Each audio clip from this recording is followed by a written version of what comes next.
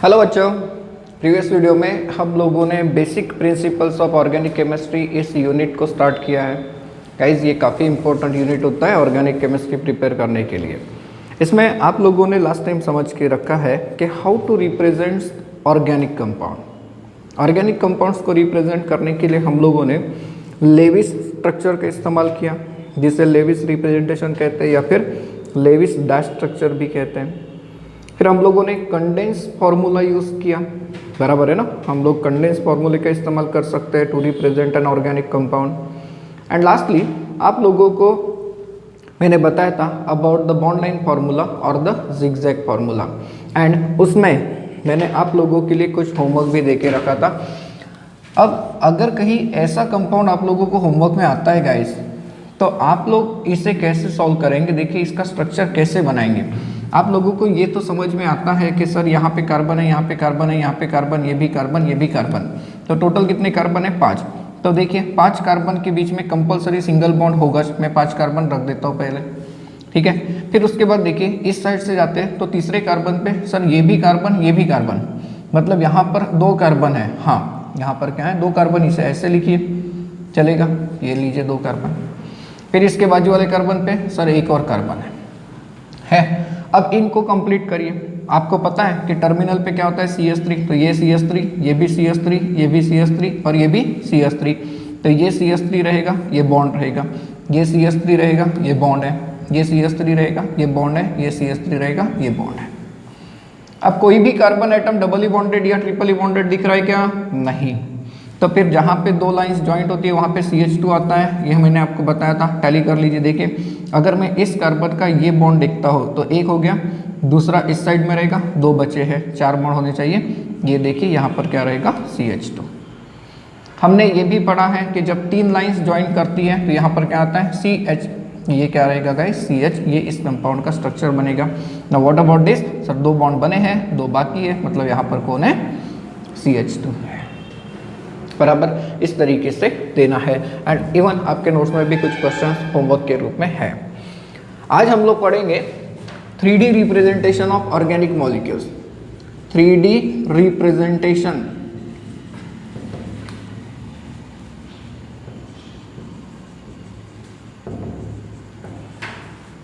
Of organic compounds, ठीक है। On the paper, हम लोग तो पेन एंड पेपर का इस्तेमाल करते हैं, तो ऑन द पेपर हम लोग 3 डायमेंशनल मॉलिक्यूल कैसे बना सकते हैं? सर क्या ये पॉसिबल है? इसमें हम लोग अलग अलग मेथड यूज़ करते हैं, अलग अलग तरीके यूज़ करते हैं, जिसमें पहला जो फॉर्मूला होता है इसे आप लोग नाम देते हो गाइस वेज फॉर्मूला। इसे क्या नाम देते हैं हम लोग? Veg formula. Now veg formula कैसे बनाएंगे? देखिए वेज नॉन वेज वाला वेज नहीं, ये थोड़ा सा अलग है। वेज ऐसा ही है, खील। वेज मतलब खील होता है ना, मराठी में खीड़ा। तो वेज फॉर्मूले में आप लोग 3 डायमेंशनल कैसे बनाएंगे किसी मॉलिक्यूल को, जरा उसके बारे में सोचिए।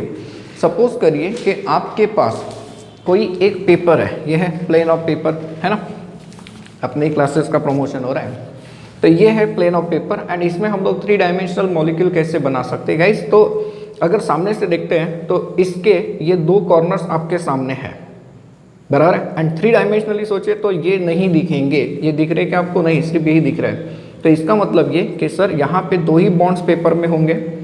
हाँ, 2 ही बॉन्ड्स पेपर में होते हैं। एक बॉन्ड पेपर के ऊपर जाएगा और एक बॉन्ड कहाँ पर आएगा? पेपर के नीचे आएगा।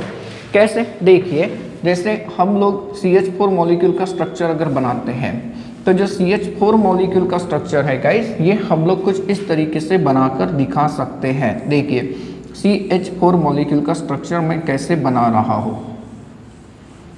ये एक, एंड देन इस साइड में अगर हम लोग देखते हैं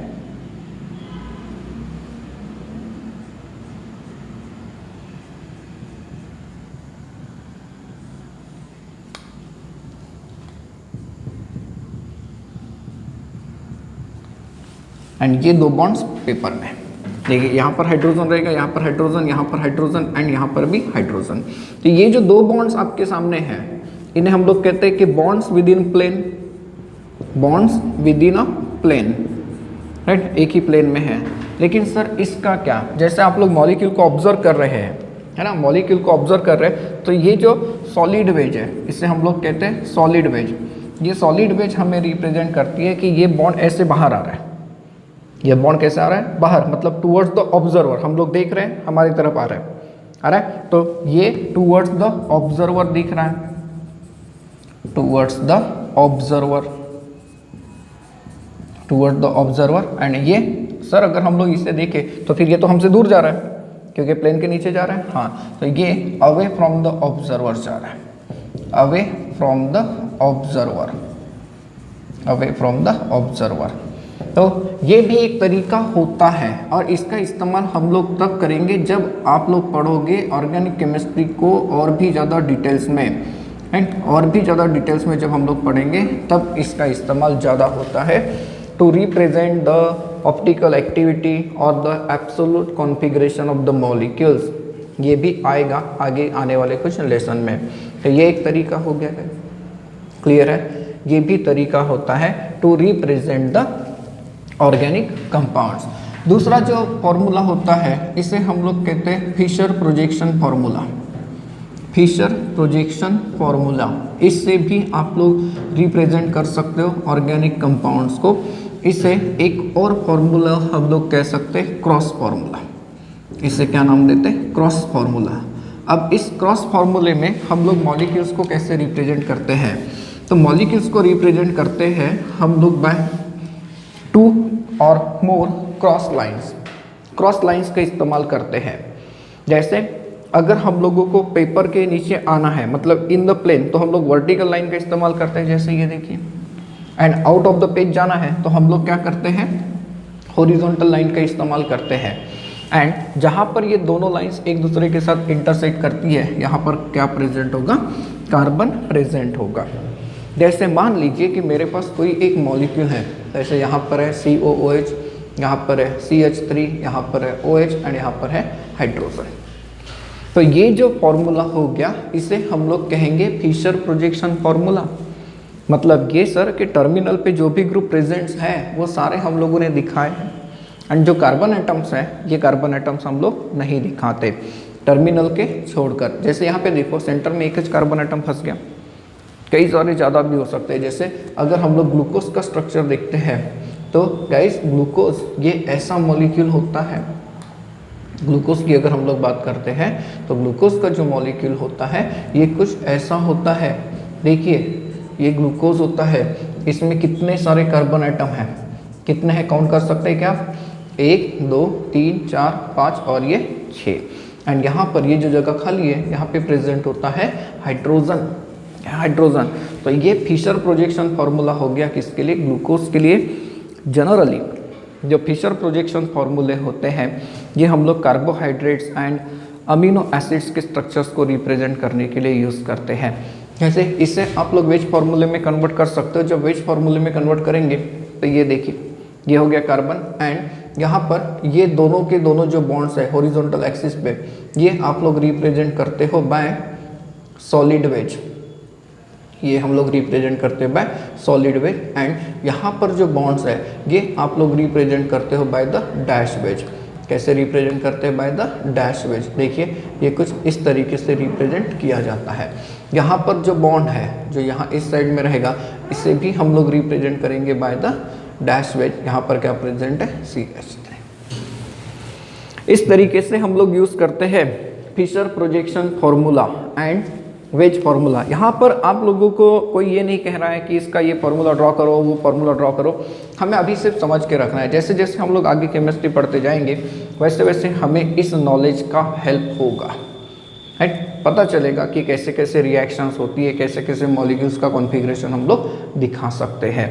तो ये 3 डायमेंशनल व्यू में अभी तक हम लोगों ने पढ़े 2 तरीके, wedge formula and Fischer projection formula.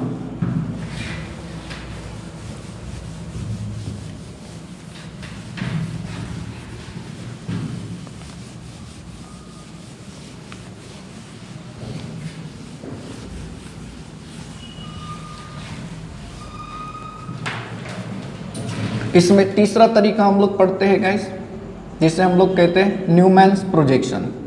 इन्हें हम लोग कहते हैं न्यूमन प्रोजेक्शन फॉर्मूले। न्यूमन प्रोजेक्शन फॉर्मूले। अब न्यूमन प्रोजेक्शन फॉर्मूले हमें आने चाहिए।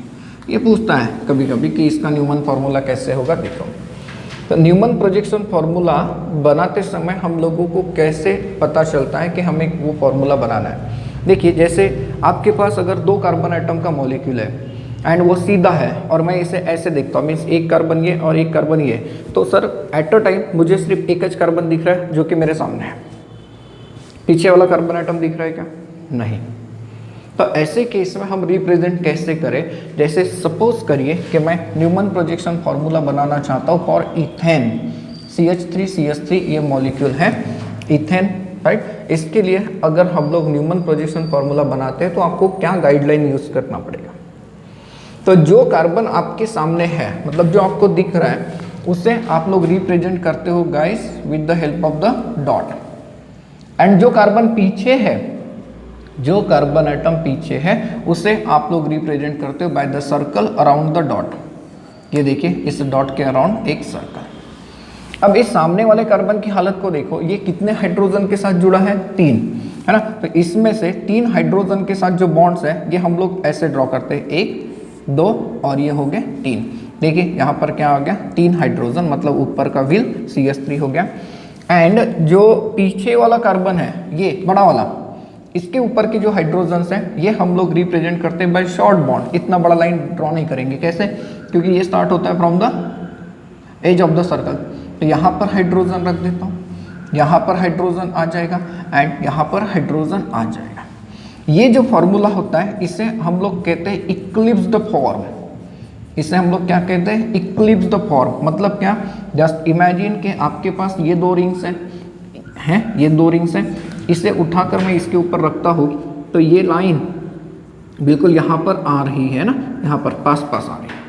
तो ऐसे केस में क्या होगा गाइस? यहाँ पे जो ग्रुप्स हैं ये एक दूसरे को क्या करेंगे? रिपेल करेंगे। एक दूसरे को क्या करेंगे? रिपेल करेंगे।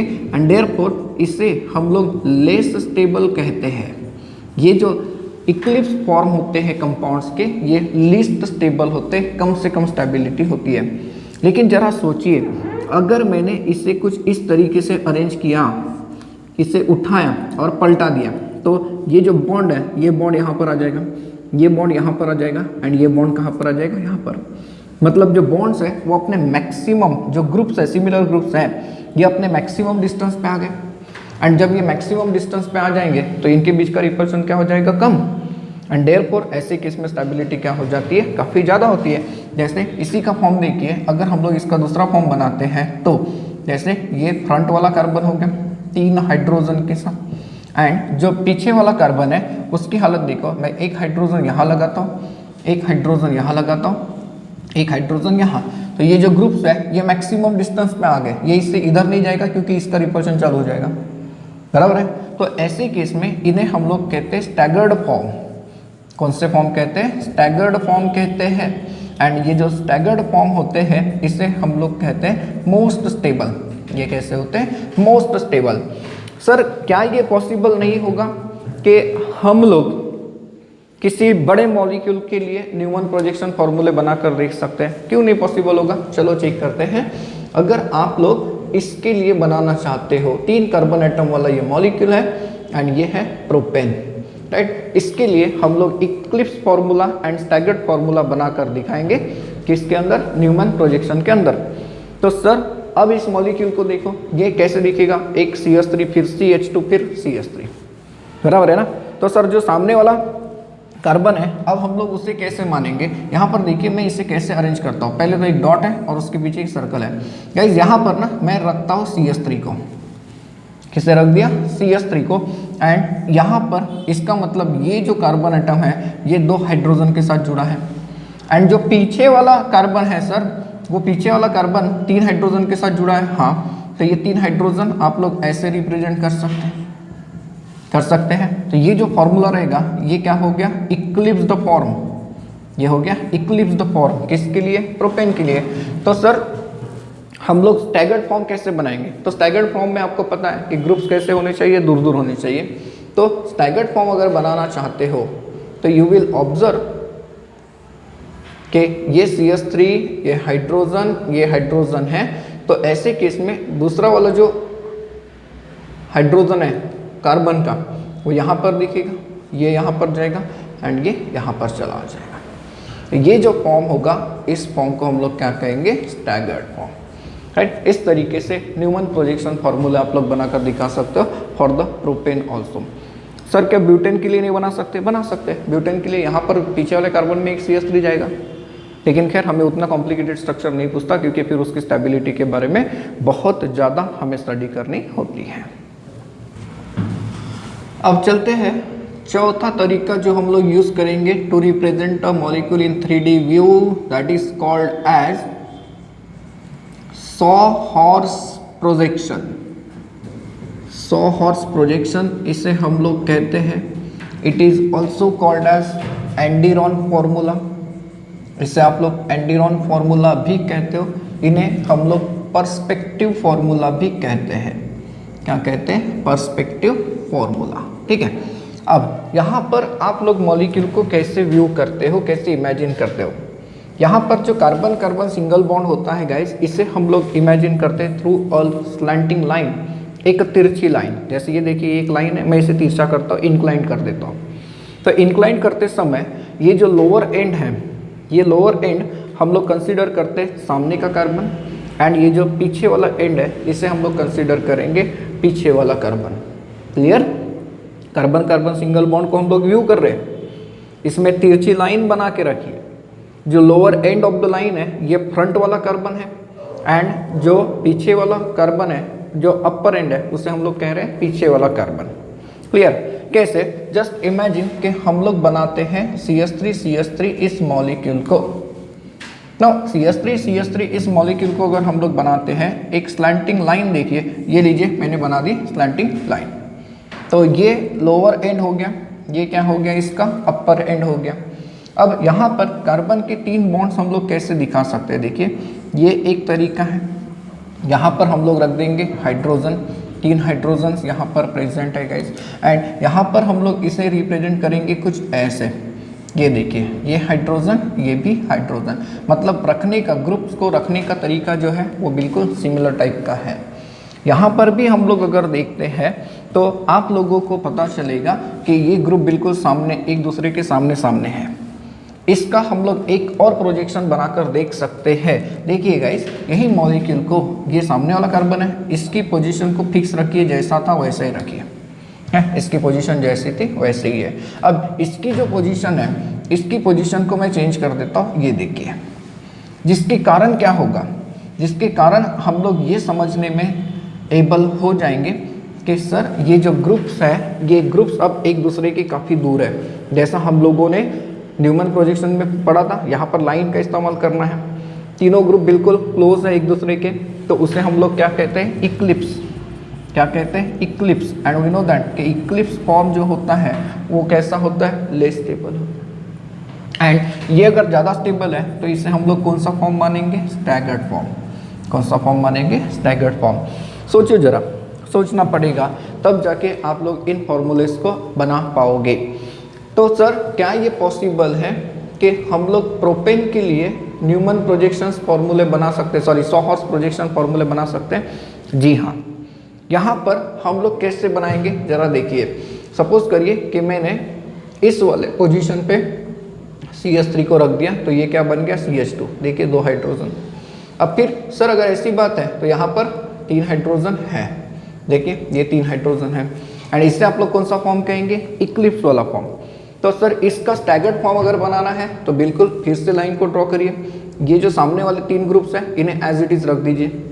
हो गया, ये सामने वाले जो 3 ग्रुप्स हैं ये एज इट इज़ है, एंड इनकी जो पोजीशंस है, इनकी पोजीशंस को आप लोग चेंज कर दीजिए। इनकी पोजीशंस को चेंज जब करेंगे तो यू विल ऑब्जर्व कि ये ग्रुप अब एक दूसरे से दूर है। मतलब एक ग्रुप अगर ऐसा है तो दूसरा जो ग्रुप रहेगा वो कुछ अलग रहेगा। मीन्स ये अगर ऐसा दिखता है तो ये कुछ ऐसा है, जिसके कारण इन दोनों के बीच में रिपल्शन कम होगा, एंड ये कौन सा व्यू होगा? स्टैगर्ड। इसे आप लोग कहेंगे स्टैगर्ड फॉर्म, एंड इसे हम लोग क्या कहेंगे? Eclipse the form. एक चीज़ याद रखिए guys, energy of the eclipse form is greater as compare to staggered, and therefore staggered वाला फॉर्म जो होता है वो ज़्यादा स्टेबल होता है एज कम्पेयर टू इक्लिप्स। तो इस तरीके से हम लोग मॉलिक्यूल्स को रिप्रेजेंट कर सकते हैं। अब चलते हैं एक और इम्पोर्टेंट पॉइंट की तरफ, बेसिक है, पूरा इम्पोर्टेंट है, that is classification of organic compounds. Classification of organic compounds.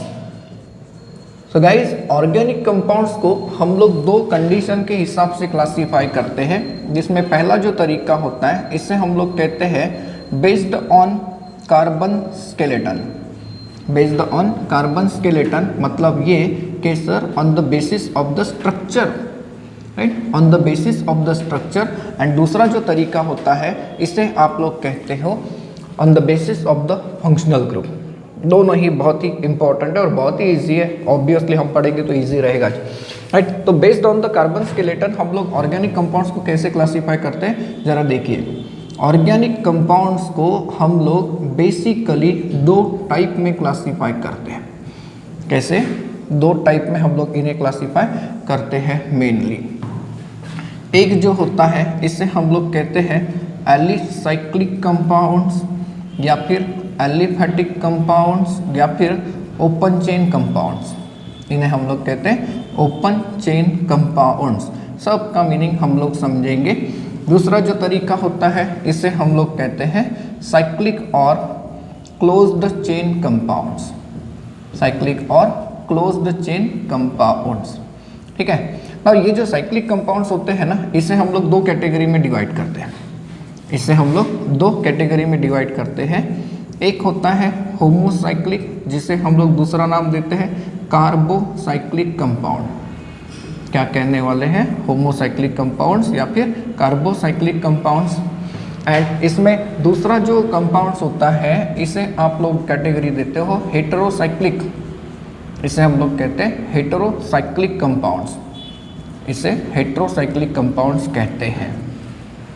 अब ये जो होमोसाइक्लिक कंपाउंड्स हैं गाइस, इन्हें हम लोग दो टाइप में डिवाइड करते हैं। कैसे दो टाइप में डिवाइड करते हैं? तो इसमें एक कैटेगरी देते हैं एलिसाइक्लिक। इन्हें हम लोग एलिसाइक्लिक नहीं कहेंगे, असाइक्लिक कहते हैं, असाइक्लिक। एंड यहाँ पर होता है alicyclic, alicyclic compounds, right, alicyclic compounds. And दूसरी कैटेगरी देते हैं एरोमेटिक कंपाउंड्स, एरोमेटिक कंपाउंड्स। अब यहाँ पर ये जो एरोमेटिक कंपाउंड्स हैं इन्हें भी दो टाइप में डिवाइड करते हैं। सर बहुत ज़्यादा डिवीजन आ रहे हैं, हाँ, यहाँ पर आखिरी है ये बेंजेनॉइड्स होते हैं या फिर नॉन बेंजेनॉइड्स होते हैं। इन्हें आप लोग बेंजेनॉइड्स कहते हो या फिर नॉन बेंजेनॉइड्स कहते हो। now ये जो हेटेरोसाइक्लिक कंपाउंड्स होते हैं इन्हें भी आप लोग दो टाइप में डिवाइड करते हो, जिसमें से एक कैटेगरी होती है hetero alicyclic, hetero alicyclic, right. And दूसरी वाली जो कैटेगरी होती है इसे हम लोग कहते हैं hetero aromatic, hetero aromatic compounds. देखिए इस तरीके से हम लोग ऑर्गेनिक कंपाउंड्स को क्लासीफाई करते हैं based on their structure. Basically दो है, close chain structure, open chain structure. And open chain structure को हम लोग दो टाइप में डिवाइड करते हैं, लेकिन यहाँ पे लिखा नहीं मैंने, बताऊंगा क्योंकि बहुत सिंपल है। ये जो साइक्लिक कंपाउंड्स हैं इन्हें आपने बेसिकली दो टाइप में डिवाइड किया, होमोसाइक्लिक देन हेटेरोसाइक्लिक। होमोसाइक्लिक के दो कैटेगरी है, एलिसाइक्लिक एंड एरोमेटिक। हेटेरोसाइक्लिक के भी दो कैटेगरी है, hetero alicyclic and hetero aromatic, मतलब सेम सेम है लेकिन यहाँ पे हेटेरो लगा हुआ है, right. And then aromatic compounds के दो टाइप है, बेंजेनॉइड्स एंड नॉन बेंजेनॉइड्स। इन सब को हम लोग समझते हैं अब एक एक करके। देखिए इसमें पहला जो आप लोगों ने कंपाउंड का टाइप रखा है वो है असाइक्लिक या फिर एलिफेटिक या फिर इसे हम लोग क्या कहते हैं, ओपन चेन कंपाउंड्स कहते हैं। इसका मतलब क्या होता है गाइस? इसका मतलब ये होता है कि ये जो कंपाउंड्स है इसमें कार्बन एटम की चेन जो है ओपन है। कार्बन एटम की जो चेन है वो क्या है, ओपन है। यहाँ पर दो टाइप आपको मिलते हैं कंपाउंड्स के। एक मिलता है straight chain compounds. Straight chain compounds का मतलब क्या होता है? जिसमें सारे के सारे कार्बन एटम आपस में जुड़े होंगे by means of the straight chain. जैसे कि ये देख लीजिए CH3 CH2 CH2 CH3, इसे आप लोग कहते हो एन ब्यूटेन। क्या कहते हैं? एन ब्यूटेन कहते हैं। ये कंपाउंड कैसा है? पूरी तरीके से सीधा है, ठीक है। दूसरा जो तरीका होता है इसे हम लोग कहते हैं ब्रांच चेन कंपाउंड्स। तो ब्रांच चेन कंपाउंड्स मतलब क्या सर, कहीं ना कहीं पे ब्रांच आएगी। हाँ देखिए, अगर आप लोगों के पास कहीं ऐसा कंपाउंड आ गया तो यहाँ पर क्या ये कंपाउंड में ब्रांच नहीं हुआ, इसे हम लोग क्या कहते हैं, ब्रांच। ये हो गई ब्रांच। इस कंपाउंड का कॉमन नाम होता है आइसोब्यूटेन। तो पहला टाइप क्लियर हो गया गाइस, पहला टाइप बिल्कुल क्लियर है। Acyclic compounds, aliphatic compounds, open chain compounds मतलब क्या, जिनका स्ट्रक्चर क्लोज नहीं है। अब क्लोज नहीं है तो दो टाइप का होगा, स्ट्रेट होगा या फिर क्या होगा, ब्रांच होगा। ठीक है, अब इसे हटा देता हूँ एंड हम लोग चलेंगे अब साइक्लिक कंपाउंड्स के क्लासिफिकेशन की तरफ। साइक्लिक कंपाउंड्स की अगर हम लोग बात करते हैं तो साइक्लिक कंपाउंड्स का मतलब क्या होता है। तो साइक्लिक कंपाउंड्स जो होते हैं गाइस, साइक्लिक कंपाउंड्स मतलब ऐसे कंपाउंड जिसमें कंपाउंड का स्ट्रक्चर जो रहेगा ये होता है क्लोज। कंपाउंड का स्ट्रक्चर कैसे होता है, क्लोज होता है, राइट। रिंग कंपाउंड्स भी इसे हम लोग कहते हैं, इन्हें एक और नाम देते हैं रिंग कंपाउंड्स। अब ये जो साइक्लिक कंपाउंड्स हैं इसे आपने दो कैटेगरी में डिवाइड किया। एक होमोसाइक्लिक, पहले इसकी कैटेगरी पूरी पढ़ लेते हैं, होमोसाइक्लिक कंपाउंड्स, या फिर these are also called as carbocyclic compounds. अब इनका मतलब क्या, ये कंपाउंड साइक्लिक है, जी हाँ है। एंड होमोसाइक्लिक या फिर कार्बोसाइक्लिक का मतलब ये होता है कि इनके साइकिल फॉर्मेशन में सिर्फ एक ज एलिमेंट इन्वॉल्व होता है, दैट इज कार्बन। मीन्स यहाँ पर जो रिंग बनी होती है, यहाँ पर जो साइक्लिक स्ट्रक्चर आता है वो किसके कारण आता है, सिर्फ और सिर्फ कार्बन का। क्योंकि होमो का मतलब होता है सेम, होमो का मतलब क्या होता है, सेम होता है। देखिए गाइस, अगर मैंने आपके सामने इस कंपाउंड का स्ट्रक्चर रखा तो मैं सबसे पहले आपको पूछता हूँ कि क्या ये कंपाउंड साइक्लिक है, हाँ। स्ट्रक्चर क्या हो गया, क्लोज हो गया। अब ये कंपाउंड होमोसाइक्लिक है, जी हाँ, क्योंकि ये देखो साइकिल फॉर्मेशन में सिर्फ कौन इन्वॉल्व है, कार्बन है, सिर्फ कार्बन इन्वॉल्व है। लेकिन सर इसे तो हम लोगों ने दो टाइप में डिवाइड किया, हाँ बताता हूँ। इससे हम लोग दो टाइप में कैसे डिवाइड करते हैं, देखिए होमोसाइक्लिक कंपाउंड्स को हम लोग दो टाइप में डिवाइड करते हैं। एक तो एलिसाइक्लिक कंपाउंड्स, क्या है कैटेगरी, एलिसाइक्लिक कंपाउंड्स। साइक्लिक है, होमोसाइक्लिक है, लेकिन उनकी प्रॉपर्टी एलिफेटिक कंपाउंड के समान होती है। कंपाउंड साइक्लिक है, हाँ है, होमोसाइक्लिक है, वो भी है, लेकिन प्रॉपर्टी कैसी है, एलिफेटिक कंपाउंड के समान। देखिए एली लगा हुआ है, बराबर है। तो साइक्लिक कंपाउंड्स हम लोग कह सकते हैं कि homocyclic compounds, homocyclic compounds having some properties of aliphatic compounds। देखिए इन्हें आप लोग कहते हो एलिसाइक्लिक कंपाउंड्स। अब ये क्या है, तो ये ऐसे हो सकते हैं, देखिए कंपाउंड साइक्लिक है, सारे के सारे कार्बन के बने हुए हैं। ये कंपाउंड देखिए 5 कार्बन एटम वाला है, ये कंपाउंड देखिए 6 कार्बन 1 डबल बॉन्ड। इसे साइक्लोहेक्सेन कहते हो, इसे साइक्लोपेंटेन कहते हो, इसे साइक्लोहेक्सिन हम लोग कहते हैं। क्लियर हो रहा है गाइस, एलिसाइक्लिक कंपाउंड्स क्लियर। अब सर दूसरी कैटेगरी इसमें रखी है एरोमेटिक कंपाउंड्स। अब ये एरोमेटिक कंपाउंड्स क्या है, क्योंकि इससे आप लोगों को डिवाइड करना है, हाँ करेंगे। Aromatic compounds are the special class of the compounds.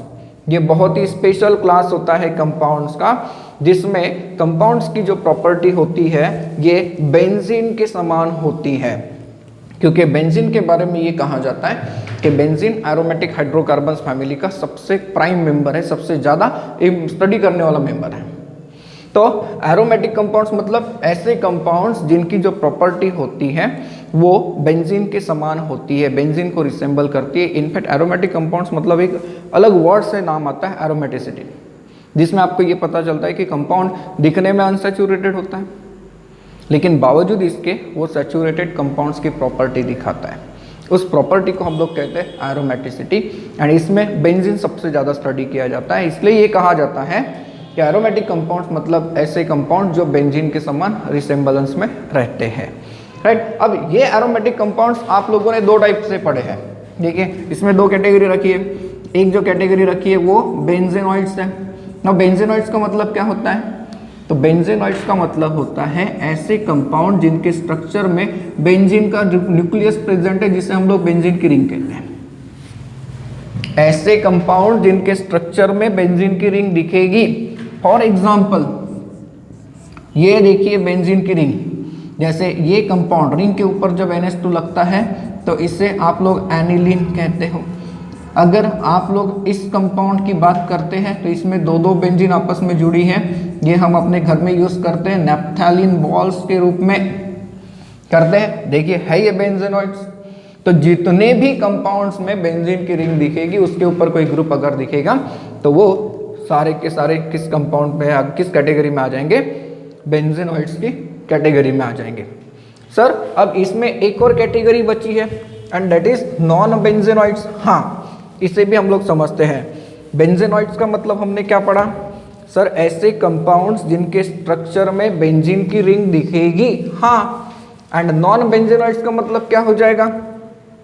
Non बेंजीनॉइड्स का मतलब अगर आप लोग देखते हो तो इसका मतलब तो क्लियर है कि sir it do not contains benzene ring, do not have benzene ring. इनके स्ट्रक्चर में बेंजीन की रिंग रहेगी क्या? नहीं रहेगी, बिल्कुल नहीं रहेगी। इन्हें हम लोग कहते हैं नॉन बेंजीनॉइड्स।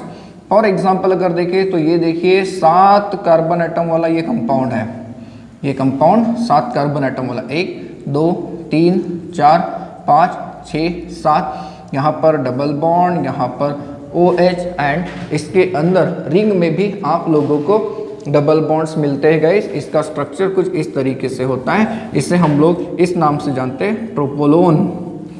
इसे किस नाम से जानते हैं? ट्रोपोलोन। एंड ये कंपाउंड्स अगर ऐसा बनाया होता, मैंने सिंपली इस तरीके से बना के रख देता, तो इस कंपाउंड को आप लोग कहते हो ट्रोपोन। ये देखिए ये एरोमेटिक तो है लेकिन इसके स्ट्रक्चर के अंदर बेंजीन की रिंग है क्या? नहीं है, क्योंकि बेंजीन की रिंग में कितने कार्बन होते हैं? 6। यहाँ पर कितने? 7 है। होप सो ये क्लासिफिकेशन क्लियर है। अब चलते हैं इस साइड में, हमें पढ़ना है हेटेरोसाइक्लिक कंपाउंड्स। अब इनका मीनिंग समझिए, इसमें भी बहुत मजेदार एग्जांपल्स आप लोगों को मिलेंगे। आप लोगों को आइडेंटिफाई करते आना चाहिए कि कंपाउंड किस कैटेगरी को बिलोंग करता है। Heterocyclic compounds. अब सोचो हेटेरोसाइक्लिक कंपाउंड साइक्लिक तो है ना? हाँ, ये साइक्लिक कंपाउंड्स है लेकिन हेटेरो है। अब हेटेरोसाइक्लिक कंपाउंड्स का मतलब क्या? ऐसे साइक्लिक कंपाउंड्स जिनके साइकिल फॉर्मेशन में कार्बन के अलावा कोई दूसरा एलिमेंट इन्वॉल्व हो सकता है। देखिए कैसे, जैसे ये एक साइक्लिक कंपाउंड है, इसमें बीच में कौन आ गया? नाइट्रोजन आ गया। तो ये साइक्लिक तो है लेकिन कैसा है? हेटेरोसाइक्लिक। क्लियर है? साइक्लिक तो है लेकिन हेटेरोसाइक्लिक। क्या है हेटेरोसाइक्लिक कंपाउंड का मतलब? ऐसे साइक्लिक कंपाउंड जिनके केस में रिंग में कार्बन के अलावा कोई दूसरा एटम होता है, जिसे हम हेटेरो एटम कहते हैं। क्लियर है? Hetero atom. सर ये भी तो 2 टाइप के हैं। हाँ, इसमें पहली जो कैटेगरी है वो है हेटेरो एलिसाइक्लिक। हेटेरो एलिसाइक्लिक मतलब क्या? सर मतलब ऐसे हेटेरोसाइक्लिक कंपाउंड्स, है ना, हेटेरोसाइक्लिक कंपाउंड्स शोइंग प्रॉपर्टीज